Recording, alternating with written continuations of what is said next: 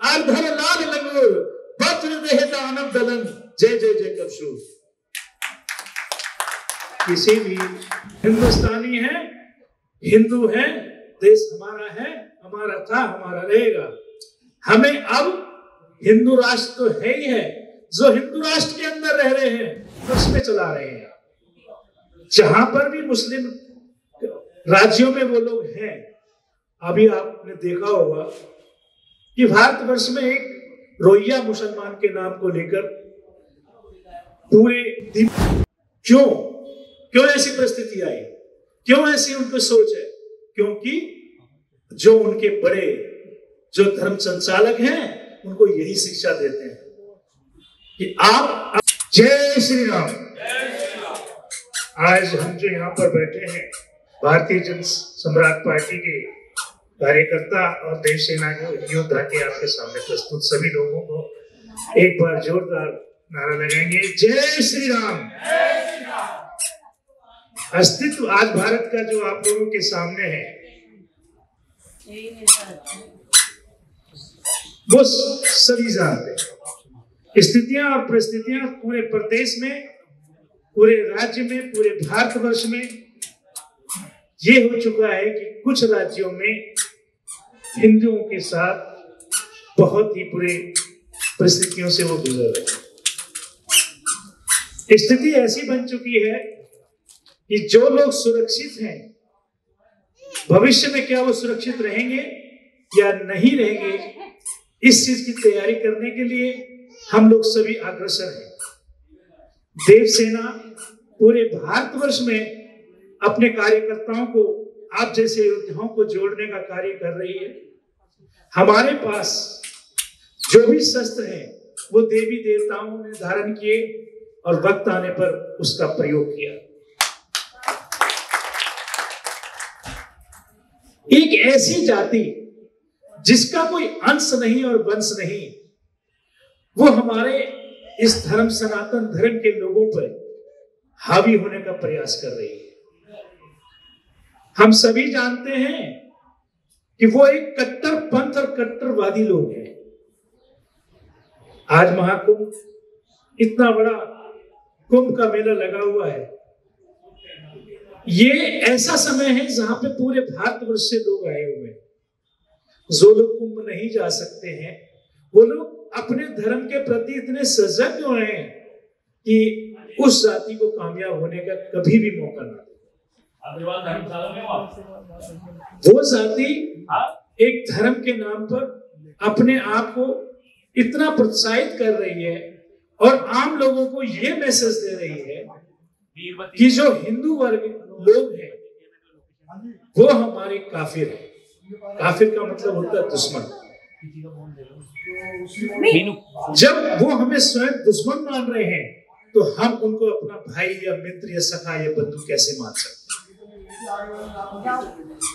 महाराष्ट्र से जो लोग हमारे यहाँ पर आए हुए हैं, सत्ता पार्टी के सदस्य, उन्होंने देखा होगा कि उस जाति का महाराष्ट्र, बॉम्बे के अंदर इतना वर्चस्व है कि जो फिल्मिस्तान की दुनिया है वहां हिंदू जाति का कोई भी नेता अभिनेता उस जाति के लोग उसको पनपने नहीं देते, उसको आगे बढ़ने नहीं देते। स्थिति ये है कि जो आगे बढ़ने की कोशिश करता है उसको दबा दिया जाता है और उसके प्रतिभाशाली जो उसके अंदर प्रतिभा है उसको दबाने की कोशिश की जाती है और उसे और लोगों से यह कह दिया जाता है कि इसे किसी भी फिल्म में कोई काम ना दिया जाए। और यही मिशन वो पूरे भारतवर्ष में चला रहे हैं। जहां पर भी मुस्लिम राज्यों में वो लोग हैं, अभी आपने देखा होगा कि भारतवर्ष में एक रोहिंग्या मुसलमान के नाम को लेकर पूरे दीमक की तरह भारतवर्ष के अन्य शहरों में फैल रहे हैं। ये वो दीमक है जिसका काम सिर्फ लोगों के बीच में जाना, छीनना, मारना और उनको खत्म करना। हमारे सनातन धर्म में किसी भी हिंदू को यह नहीं सिखाया जाता कि आप समाज में जाकर हिंसा फैलाओ। किसी मंदिर में किसी पुजारी ने आप लोगों को यह संदेश नहीं दिया होगा कि अन्य जाति वो हमारे काफिर हैं। लेकिन इनके मस्जिदों में सरेआम ये सिखाया जाता है कि हिंदू काफिर है। इसका मतलब क्या है? जिन्हें हम अपने पास बुलाकर भाईजान कहते हैं, वो हमारी जान लेते हैं, भाईजान तो रहते ही नहीं। आज जब से ये भारतीय जनता पार्टी का संविधान और भारतीय जनता पार्टी का शासन आया है, तो 70 साल की राजनीति के बाद हमें एहसास हुआ है कि हम किसके साथ बैठते थे और किनको अपने पास बिठाते थे। इससे पहले कभी ये महसूस ही नहीं हुआ कि ये मुस्लिम है, ये हमारे बीच क्या करेगा और क्या सोच रहा है। लेकिन दुर्भाग्य है कि 70 साल बाद भी अगर ये मौका आया है तो हम अपने धर्म के प्रति, अपने सनातन के प्रति इतने सजग हो जाएं ताकि ये लोग याद रखें, हम लोग दिलेर हैं, वो लोग कमजोर हैं। ये लोग सिर्फ घात करते हैं, मौका देखते हैं, मौका प्रस्त लोग हैं। इन लोगों का सिर्फ एक ही मिशन है, हिंदू जाति के लोगों का समापन करना। ये भूल जाए मुसलमान, भारतवर्ष में जब मुगलों ने शासन किया था वो दौर कुछ और था और आज दौर कुछ और है। ये चाह के भी पूरे हिंदुस्तान में शासन नहीं कर सकते। दोस्तों, हमें अपने आप को इतना मजबूत बनाना है, चाहे वो बुजुर्ग हो, बच्चा है, महिलाएं हैं, कोई भी हिंदू धर्म से है, उनसे मैं यही उपदेश देना चाहूंगा कि ये ध्यान रखो, आज आपको सतर्क रहने की आवश्यकता है, सोने की आवश्यकता नहीं है। क्योंकि वो जाति मुसलमान सरेआम अपने आप को 24 घंटे सजग रखता है। वो क्यों रखता है? वो इसलिए रखता है कि उनको एक ही मैसेज दिया जाता है कि आप अपने धर्म के प्रति सजग रहेंगे, आप काफिरों के साथ बैठकर घात करेंगे, कोई भाईचारा नहीं निभाएगा। हमारे यहाँ बीच कोई अगर मुस्लिम भाई है, आप हैं, कोई है तो सुन रहा हो तो बेशक सुन ले। जो नीति और प्रनीति है इस देश की वही चलेगी। ना कल हम झुके थे, ना आज हम झुके हैं, ना जिंदगी में झुकेंगे। पृथ्वीराज चौहान को जिस तरीके से बंदी बनाया गया था और जो घात उन पे किया था, तो उन्होंने कहा था 4 बांस 24 गज, 8 उंगल प्रणाम और ताऊ पर मुसलमान है, मच्छू को चौहान। तो आज भी आपको जरूरत है ऐसे चौहान बनने की। महाराष्ट्र के अंदर जैसे पूरे हिंदुस्तान में देवसेना कार्य कर रही है, ऐसी महाराष्ट्र के अंदर एक सेना थी। क्या नाम था उसका? महाराष्ट्र के निवासियों से पूछना चाहता हूं, क्या था ना? शिवसेना, भोलेनाथ की सेना, तांडव करने वाली सेना। लोग डरते थे, कोई कार्यकर्ता आता था ना तो यहां तक नीति और राजनीति के लोग भी उससे डरते थे। और जो आज हम जिसको सलमान खान कहते हैं ना, एक हिंदू से डर रहा है, सुरक्षा बढ़ा दी गई है ना डर? एक आदमी ने पूरे फिल्मिस्तान को हिला रखा है जिसकी डर से लोग डरते थे। स्थितियां हैं, संभलने की जरूरत है, अपने आप को संभालने की जरूरत है, मजबूत बनाने की जरूरत है। आज इस सभा का आयोजन भारतीय जन सम्राट पार्टी ने किया है। ये अपने आप में ही बड़ा नाम है, भारतीय जन सम्राट। इस पार्टी ने आपको एक ऐसा नाम दे रही है, भारतीय जन सम्राट, यानी कि भारत में रह के आप लोग एकजुट होकर सम्राट का कार्य करो। कितना नाम है देश है, भारतीय जन सम्राट पार्टी। पार्टी तो बनी जाएगी। आज हम लोगों से कहते हैं कि हमें हिंदू राष्ट्र बनाना है, सिर्फ समझने का फेर है। हम हिंदुस्तानी हैं, हिंदू हैं, देश हमारा है, हमारा था, हमारा रहेगा। हमें अब हिंदू राष्ट्र तो है ही है। जो हिंदू राष्ट्र के अंदर रह रहे हैं, जिन्होंने राजनीतिकरण करके राज्य को बांटा, पाकिस्तान बनाया, आज वो लोग हमारे राज्य में रह रहे हैं। उनको मौका दिया गया था कि आप जिन्ना ने कहा था हमें अलग राज्य चाहिए, उनको अलग राज्य पाकिस्तान बना के दे दिया। उसके बाद भी भाईचारे निभाने वाले लोग मुसलमान यहां रह गए। आज वो भाईचारा निभा नहीं रहे हैं। जब से वो हिंदुस्तान और पाकिस्तान का डिवाइडेशन हुआ, तब से वो हिंदुस्तान में रह के हमेशा उनकी सोच यही रही है कि हिंदुस्तान में हिंदू हमारे काफिर है। 70 साल कांग्रेस ने उनको मरहम लगाया, हमें घाव दिए, उनको कांग्रेस ने मरहम लगाया। नतीजा क्या निकला? आज भारतीय जनता पार्टी ने जब सनातन की बात करी तो राम मंदिर बना। आज जगह जगह खुदाई हो रही है तो पता लग रहा है कि संभल जैसे इलाके में हमारे हिंदुओं के मंदिर थे, महल थे, उनको दबा दिया गया था। आज जितने भी बड़े मस्जिद हैं, हर मस्जिद को आप तुड़वा के देखो, मंदिर के ही अंश मिलेंगे। वो लोग हमें काफिर कहते हैं। अरे काफिर का काम तो तुमने कर रखा है। जो हिंदुस्तान में रह के हिंदुस्तान का अन्न खाकर तुमने जाति और धर्म को नष्ट करने की कोशिश की है। जागो, आज जागने का समय है।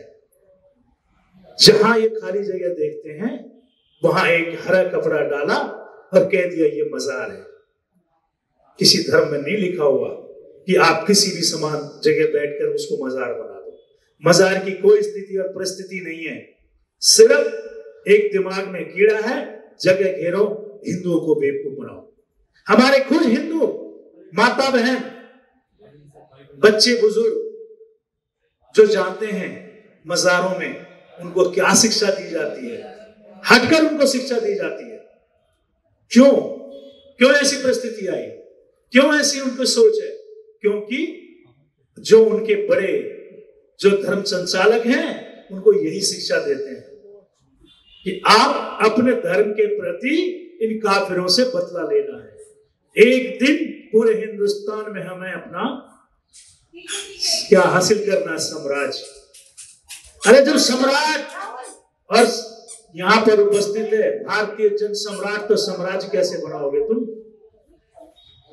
जब जन सम्राट पार्टी के लोग यहाँ सजग हो रहे हैं, देश सेना के कार्यकर्ता सजग हो रहे हैं, भाला चलाना सीख रहे हैं, तलवार चलाना सीख रहे हैं, लाठी चलाना सीख रहे हैं, तो तुम्हें सजग कैसे होने देंगे? तो मैं उपस्थित सभी ऐसे लोगों से ये कहना चाहूंगा, एक कोई भी, चाहे वो लाठी, तलवार, ये जो भी आप उचित समझते हैं, किसी भी उम्र परिस्थिति में आप रह रहे हो, उसको चलाना सीखें। Self defence. इस हिंदुस्तान में अंग्रेज जाने से पहले उन्होंने सीआरपीसी और आईपीसी की धारा लगा के चले गए। वरना हमारा इतिहास इस बात का गवाह है कि हर हिंदू के घर में अगर वो अपने 5 पीढ़ी 10 पीढ़ी का इतिहास उठा के देखे तो हर घर में एक लाठी और तलवार मिल जाती। और अंग्रेजों को ये पता था कि हर हिंदू, हर भारतीय मजबूत है, उनके हर घर में शस्त्र है, इसलिए जाते जाते वो आईपीसी और सीपीसी लागू करेंगे भारतवर्ष में। और बड़े दुख हार्ट की बात है कि अभी तक आईपीसी और सीपीसी का पालन किया जाता है, उल्लंघन नहीं किया जाता। फिर जहां तक सवाल हमारे संविधान की बात है, उस संविधान के तहत, धाराओं के तहत कोई व्यक्ति अगर आर्म लाइसेंस देने की कोशिश करता है तो वहां की प्रशासन, पुलिस उसको देने से मना कर देती है। जबकि प्रशासन भी जानती है कि वो एक आम आदमी की रक्षा नहीं कर सकती है। और जो ऐसे जाति के लोग हैं जानबूझकर दंगा फैलाते हैं और पहले जाके कंप्लेन कर देते हैं, सुनवाई उनकी होती है और आपको समझाया जाता है छोड़ो यार, इनसे क्या लड़ना। और हिंदू जाति के, हिंदू के खून में ये खासियत है कि वो नरम खून है और वो इस बात को मानकर कोई आगे तक नहीं करता। और वो इसी चीज का फायदा उठाकर हमारे युवाओं को, हमारे जाति के लोगों पर हमला करते हैं और दिन रात उस पर हावी होने की कोशिश करते हैं। अब हमें ये सोचना है कि हम तलवार चलाना सीखें, लाठी चलाना सीखें।